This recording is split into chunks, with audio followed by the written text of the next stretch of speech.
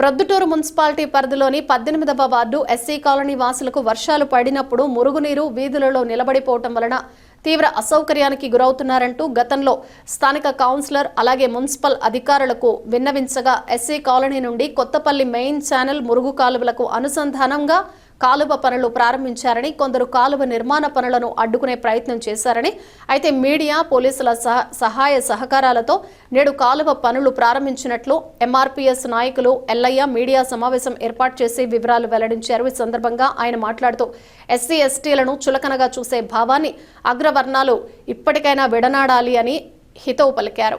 Proddatur municipality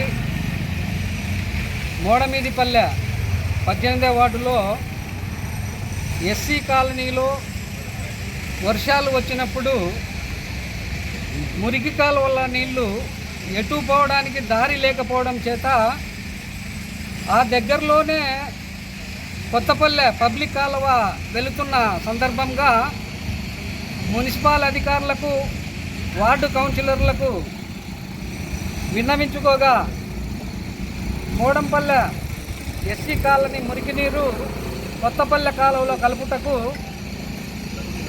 కాలువను sanction చేశారు.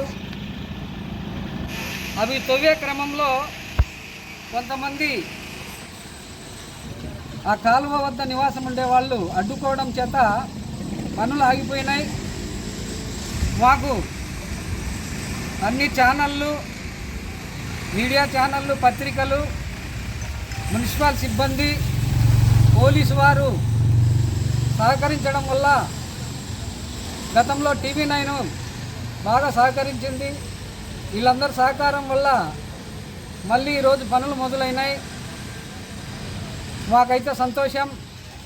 అయితే మేము ఈ సమాజానికి ఒకటే తెలుపుతున్నాం, ఎవరైతే పనులు అడ్డుకుంటున్నారో, ఎవరైతే కుల వివక్షత చూపుతున్నారో వారు మారాలని చెప్పేసి మేము ఈ సందర్భంగా తెలియజేస్తున్నాం.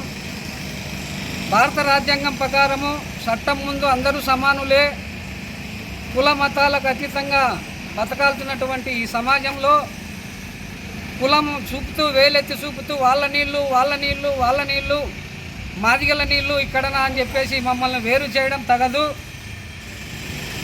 నిజంగా మీరందరూ మా మీద ప్రేమాభిమానాలు చూపాలా. చేసేది ప్రభుత్వ ఉద్యోగాలు, ప్రభుత్వ జీతం తీసుకుంటూ ప్రభుత్వ పనులను అడ్డుకుంటున్నారు. మీరు తెలుసుకోవాలా, ప్రభుత్వ జీతం తీసుకుంటూ ప్రభుత్వ ఉద్యోగం చేస్తూ ప్రభుత్వ పనులు అడ్డుకోవడం తప్పని చెప్పేసి మీకు తెలుసునో లేదో మేము తెలియజేస్తున్నాం. ఈ సందర్భంగా మమ్మల్ని మనుషులుగా గుర్తించండి. ఇది పబ్లిక్ రస్తా, పబ్లిక్ మున్సిపాలిటీ రస్తా. ఇది ఈ రస్తా వెంట పనులను ఆపేదానికి ఎవరికి కూడా ఏ సంబంధం ఉండదు.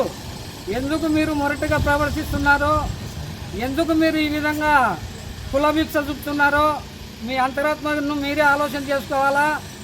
సమాజంలో ఇటువంటి పనులు చేస్తే చట్టం ఒప్పుకోదని చెప్పేసి కూడా మేము మీకు తెలియజేస్తున్నాం.